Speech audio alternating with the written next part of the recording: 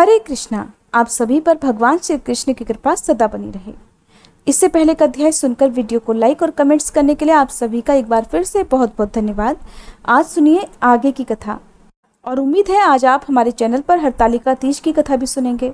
भगवान श्री कृष्ण ने गोवर्धन पर्वत धारण करके समूचे गोकुल को बचा लिया। ये जानकर देवराज इंद्र को उनके दर्शन की इच्छा हुई। वे अपने महागज ऐरावत हाथी पर आरूढ़ होकर ब्रज में आए। वहां देवराज ने गोवर्धन पर्वत के समीप श्री कृष्ण के दर्शन किए। वे गोप शरीर धारण करके उस समय गौवें चरा रहे थे। उनका पराक्रम अनंत था। संपूर्ण जगत के रक्षक भगवान श्री कृष्ण वहां ग्वाल बालों से घिरे हुए खड़े थे। ऊपर पक्षीराज गरुड़ अन्य प्राणियों से अदृश्य रहकर श्री हरि के मस्तक पर अपने पंखों से छाया कर रहे थे। ये देखकर इंद्र एकांत में ऐरावत हाथी से उतरे और प्रेम से एकटक देखते हुए भगवान मधुसूदन से मुस्कुराकर बोले, महाबाहु श्री कृष्ण, मैं आपके पास जिस कार्य के लिए आया हूँ उसे सुनिए। मेरे प्रति कोई अन्यथा विचार नहीं करना चाहिए। परमेश्वर, आप ही संपूर्ण जगत के आधार हैं और पृथ्वी का भार उतारने के लिए इस धरती पर अवतरित हुए हैं। मेरा यज्ञ बंद होने से मेरे मन में विरोध जाग उठा और मैंने समूचे गोकुल का नाश करने के लिए बड़े बड़े मेघों को वर्षा करने की आज्ञा दे दी। उन्होंने ही ये संहार मचाया है, लेकिन आपने महापर्वत गोवर्धन को उखाड़कर समस्त गौओं को कष्ट से बचा लिया। हे वीरवर, आपके इस अद्भुत कर्म से मुझे बड़ी प्रसन्नता हुई है। कृष्ण, मैं तो अब ऐसा मानता हूँ कि आज ही देवताओं का सारा प्रयोजन सिद्ध हो गया, क्योंकि आपने एक ही हाथ से इस गिरिराज को ऊपर जो उठा रखा था। हे श्री कृष्ण, आपने गौवंश की बहुत बड़ी रक्षा की है। अतः आपका आदर करने के लिए मैं गौओं की प्रेरणा से यहाँ आपके पास आया हूँ। गौओं के आदेशानुसार आज मैं उपेंद्र के पद पर आपका अभिषेक करूँगा और आज से आप गौओं के इंद्र होकर गोविंद नाम से विख्यात होंगे। ऐसा कहकर इंद्र ने ऐरावत हाथी से घंटा उतारा। उसमें पवित्र जल भरा हुआ था। उस दिव्य जल से उन्होंने भगवान श्री कृष्ण का अभिषेक किया। श्री कृष्ण का अभिषेक होते समय गौओं ने तत्काल ही अपने थनों से दूध की धारा बहाकर धरती को भिगो दिया। अभिषेक का कार्य पूरा करके शचीपति इंद्र ने प्रेम और विनय पूर्वक भगवान श्री कृष्ण से फिर कहा, महाभाग, ये सब तो मैंने गौओं के आदेश से किया है। अब पृथ्वी का भार उतरवाने की इच्छा से मैं जो और कुछ बातें निवेदित करता हूँ उन्हें भी सुनिए। मेरे अंश से इस पृथ्वी पर एक श्रेष्ठ पुरुष उत्पन्न हुआ है जिसका नाम अर्जुन है। आप उसकी सदा रक्षा करते रहें। मधुसूदन, अर्जुन वीर पुरुष है। वह इस भूमि का भार उतारने में आपकी सहायता करेगा। जैसे अपनी रक्षा की जाती है वैसे ही आपको अर्जुन की भी रक्षा करनी चाहिए। तब श्री भगवान कहने लगे, देवराज, मैं जानता हूँ भारतवंश में आपके अंश से अर्जुन की उत्पत्ति हुई है और मैं जब तक इस भूतल पर रहूंगा अर्जुन की रक्षा करता रहूंगा। मेरे रहते अर्जुन को युद्ध में कोई जीत नहीं सकेगा। महाबाहु कंस, अरिष्टासुर, केशी, कुवल्यापीठ, नरकासुर आदि दैत्यों के मारे जाने के बाद महाभारत युद्ध होगा। उसकी समाप्ति होने पर यह जानना चाहिए कि पृथ्वी का भार उतर गया। अब आप जाइए। पुत्र के लिए कोई चिंता मत कीजिए। मेरे आगे अर्जुन का कोई भी शत्रु सफल नहीं हो सकेगा।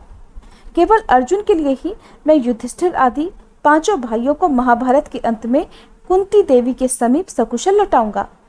श्री कृष्ण के ऐसा कहने पर देवराज इंद्र ने उन्हें छाती से लगाया और ऐरावत पर आरूढ़ होकर पुनः स्वर्ग को प्रस्थान किया। इसके बाद भगवान श्री कृष्ण गौओं और ग्वाल बालों के साथ पुनः ब्रज में लौट आए।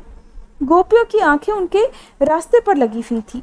उनकी दृष्टि से वह मार्ग पवित्र हो गया था। इंद्र के चले जाने पर गोपों ने अनायास ही अद्भुत कर्म करने वाले श्री कृष्ण से बड़े प्रेम से कहा, महाभाग, आपने गोवर्धन पर्वत उठाकर हमारी और गौओं की बहुत बड़े भय से रक्षा की है। हे तात, ये अनुपम बाल लीला, समाज में नीचा समझे जाने वाला ग्वाले का शरीर और आपका दिव्य कर्म, ये सब क्या है प्रभु? आपने जल में प्रवेश करके कालिया नाग का दमन किया, प्रलंब को मार गिराया और गोवर्धन पर्वत को हाथ पर उठा लिया।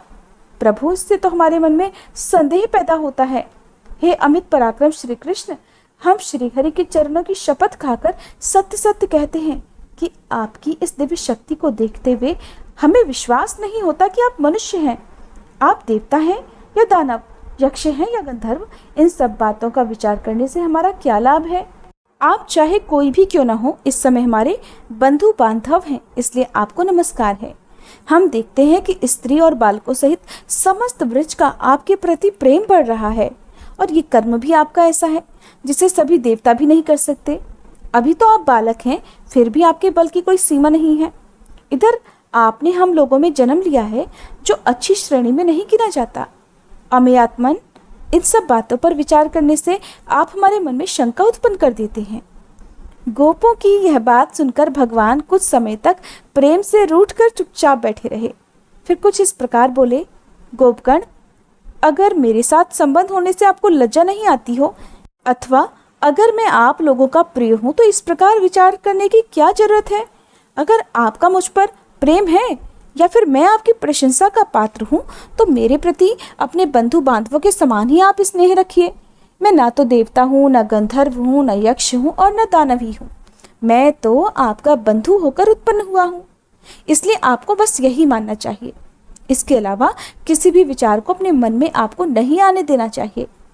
श्री कृष्ण के ऐसे वचन सुनकर गोप मौन हो गए। वे ये सोचकर कि कहीं कन्हैया हमारी बात सुनकर रूठ गया है, वहां से चुपचाप चले गए। फिर इसके बाद एक दिन रात के समय में श्री कृष्ण ने देखा कि आकाश स्वच्छ है। शरद चंद्र की मनोरम चांदनी चारों ओर फैली हुई है। कुमुदनी खिली है, जिसकी आमोदमय सुगंध से चारों दिशाएं महक रही हैं। वन में चारों ओर भौरे गूंज रहे हैं, जिससे वह वन श्रेणी अत्यंत मनोहारिणी जान पड़ती है।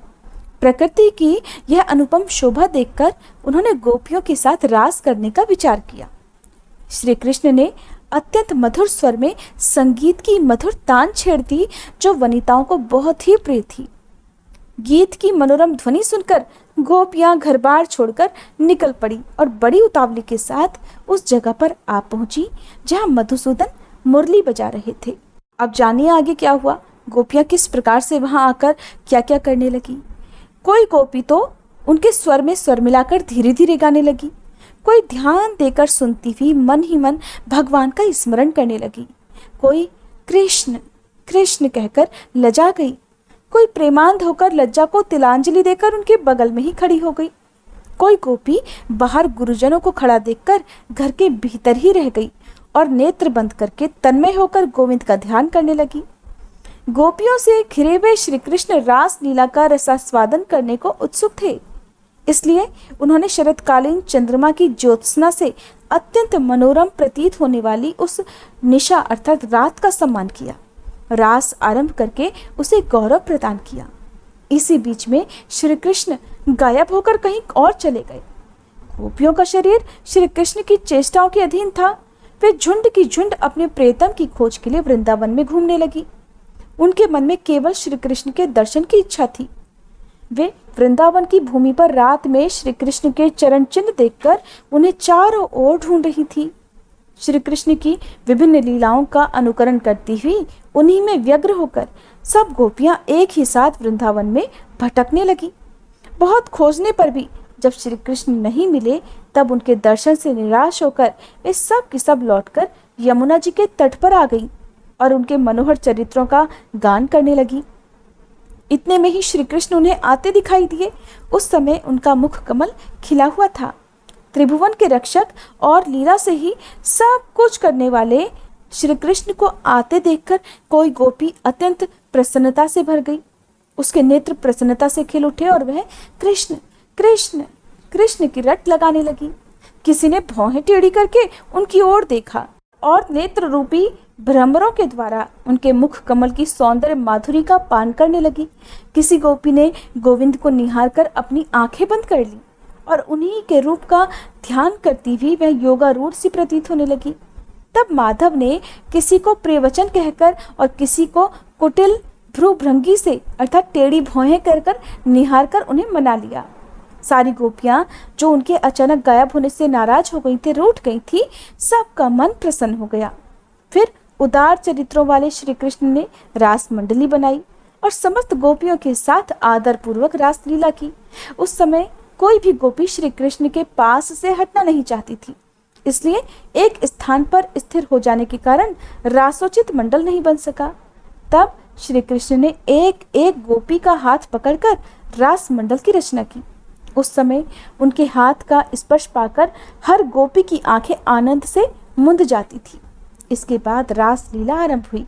चंचल चूड़ियों की झनकार के साथ क्रमशः शरद ऋतु की शोभा के रमणीय गीत गाए जाने लगे।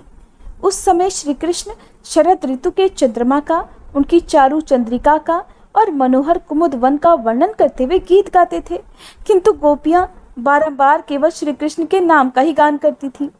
श्री कृष्ण जितने ऊंचे स्वर से रास के गीत गाते, उससे 2 गुने स्वर में समस्त गोपियां धन्य कृष्ण का उच्चारण किया करती थी। भगवान जब आगे चलते तब गोपियां उनके पीछे चलने लगती, और जब वे पीछे की ओर घूमकर लौट पड़ते तब वे उनके सामने मुंह करके पीछे हट जाती थी। इस प्रकार वे अनुलोम और प्रतिलोम गति से श्री कृष्ण का साथ दे रही थी। मधुसूदन ने उस समय गोपियों के साथ ऐसा रास किया जिससे उन्हें उनके बिना एक क्षण भी करोड़ वर्षों के समान लगने लगा। भगवान श्री कृष्ण सबके ईश्वर हैं। वे गोपियों में, उनके पतियों में और समस्त भूतों में भी निवास करते हैं। वे आत्म रूप से संपूर्ण विश्व में व्याप्त हैं।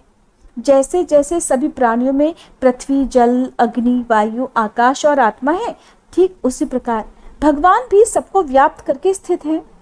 एक दिन आधी रात के समय जब श्री कृष्ण रास लीला में लीन थे, अरिष्टासुर नाम का उन्मत्त दानव ब्रजवासियों को दुख देता हुआ वहां सांड के रूप में आ पहुंचा। उसका शरीर जल से भरे हुए मेघ के समान काला था। सींग तीखे थे, आंखें सूर्य की तरह तेजस्वी दिखाई दे रही थीं।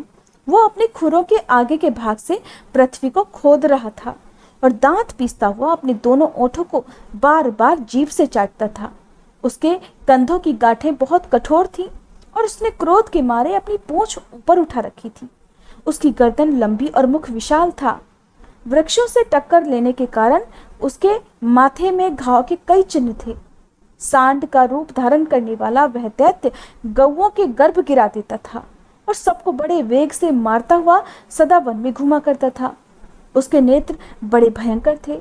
उसे देखकर समस्त गोप और गोपांगनाएं बहुत ही भय से व्याकुल हो गईं और कृष्ण कृष्ण पुकारने लगी। उनका करुण विलाप सुनकर श्री कृष्ण ने ताल ठोकते हुए सिंह के समान गर्जना की। वह शब्द सुनकर दुरात्मा वृषभासुर श्री कृष्ण की ओर ही दौड़ पड़ा। उसकी आंखें श्री कृष्ण के पेट की ओर लगी हुई थी और सामने उन्हीं की सीध में उसने सींगों का आगे का भाग भी कर रखा था। उस महाबली दैत्य को आते देखकर श्री कृष्ण अवहेलना पूर्वक हंसने लगे और अपने स्थान से तिल भर भी पीछे नहीं हटे। जैसे ही वह दैत्य उनके पास आया, मधुसूदन ने झट उसके दोनों सींग पकड़ लिए और अपने घुटने से उसकी कोख में प्रहार कर दिया। सींग पकड़ लिए जाने से वह दानव हिलडुल नहीं पाता था। उसका अहंकार और बल अब दोनों नष्ट हो चुके थे। श्री कृष्ण ने उसकी गर्दन को भीगे हुए कपड़े की तरह निचोड़ डाला और एक सींग उखाड़कर उसी से उस पर प्रहार कर दिया। इससे वह महादैत्य मुंह से रक्त निकालकर मर गया। उसके मारे जाने पर गोपों ने भगवान श्री कृष्ण की प्रशंसा की, ठीक उसी तरह जैसे पूर्व समय में जंभासुर के मारे जाने पर देवताओं ने देवराज इंद्र की स्तुति की थी। व्यास जी कहते हैं, हे महर्षियों, जब वृषभ रूपधारी अरिष्टासुर, धेनुक और प्रलंब आदि असुर मारे जा चुके, गोवर्धन पर्वत धारण करके श्री कृष्ण ने गोकुल को बचा लिया, उनके द्वारा कालिया नाग का दमन, दोनों यमलार्जुन वृक्षों का भंग होना, पूतना का वध और शकट भंग आदि घटनाएं हो गई, तब देवर्षि नारद ने कंस के पास जाकर सारा समाचार कह सुनाया। यशोदा जी और देवकी के बालकों में जो अदला बदली हुई, वहां से लेकर अरिष्ट वध तक की सारी बातें देवर्षि नारद के मुख से सुनकर खोटी बुद्धि वाले कंस ने वसुदेव जी के प्रति बड़ा क्रोध किया और समस्त यादवों की सभा में बड़े क्रोध पूर्वक उल्हाना देकर उसने यदुवंशियों की बड़ी निंदा की। फिर आगे के कर्तव्य के विषय में इस प्रकार विचार किया, बलराम और कृष्ण अभी दोनों बालक हैं। जब तक वे युवा होकर अत्यंत बलवान नहीं हो जाते, तब तक ही मुझे उनका वध कर डालना चाहिए। युवा होने पर तो वे मेरे काबू के बाहर ही हो जाएंगे। यहाँ महापराक्रमी चाणूर और बलवान मुष्टिक दोनों पहलवान मौजूद हैं। इनके द्वारा महायुद्ध में उन दोनों मत वाले बालकों को मरवा डालूंगा। धनुष यज्ञ नामक उत्सव देखने के बहाने दोनों को ब्रज से बुलाकर ऐसा प्रयास करूंगा जिससे उनका नाश हो जाए। इस प्रकार सोच विचार कर दुष्टात्मा कंस ने बलराम और श्री कृष्ण को मार डालने का निश्चय किया और वीरवर अक्रूर को बुलाकर कहा, दानपते, तुम मेरी प्रसन्नता के लिए एक बात मानो। यहाँ से रथ पर बैठकर नंदगांव जाओ। वहां वसुदेव के 2 पुत्र हैं जो मेरा विनाश करने के लिए विष्णु के अंश से उत्पन्न हुए हैं। वे दोनों दुष्ट बढ़ते जा रहे हैं। चतुर्दशी को धनुष्यज्ञ का उत्सव होने वाला है। उसमें कुश्ती लड़ने के लिए उन दोनों को बुलाकर लाओ। मेरे 2 पहलवान चाणूर और मुष्टिक दांव पेच में बहुत कुशल हैं। इनके साथ यहाँ इन दोनों की कुश्ती होगी और सब लोग उस कुश्ती को देखेंगे। वसुदेव के दोनों पापी पुत्र भी बालक हैं। द्वार पर आते ही उन दोनों को महावत की प्रेरणा से मेरा कुवलिया पीड़ हाथी मार डालेगा। उन दोनों को मारकर मैं दुष्ट बुद्धि वाले वसुदेव, नंद और अपने पिता उग्रसेन को भी मौत के घाट उतारूंगा। इसके बाद समस्त गोपों का गोधन और सारा वैभव छीन लूंगा, क्योंकि वे दुष्ट मेरे वध की इच्छा करते हैं। दानपते, तुम्हारे सिवा ये सभी यादव बड़े दुष्ट हैं, इसलिए मैं बारी बारी से इनका भी वध करने के लिए प्रयास करूंगा। इसके बाद यादवों से रहित ये समस्त अकंटक राज्य मैं अकेला ही भोगूंगा। इसलिए वीर, तुम मेरी प्रसन्नता के लिए वहां जाओ। गोपों से ऐसा कहना जिससे वे भैंस का घी, दही आदि उपहार की वस्तुएं शीघ्र लेकर यहाँ आ जाएं। अक्रूर जी बड़े भगवत भक्त थे। कंस के इस प्रकार आदेश देने पर उन्हें बड़ी प्रसन्नता हुई। इसी बहाने कल भगवान कृष्ण के दर्शन तो करूंगा, इस विचार ने उन्हें उतावला बना दिया। राजा कंस से बहुत अच्छा कहकर अक्रूर जी शीघ्र ही रथ पर सवार होकर मथुरापुरी से निकलकर नंदगांव की ओर चल दिए। इसके बाद जो कुछ भी हुआ उसका वृतांत जानने के लिए आप कृपया अगले अध्याय का इंतजार जरूर कीजिएगा। वीडियो अच्छी लगी हो तो लाइक करने के साथ ही हो सके तो शेयर भी कीजिएगा।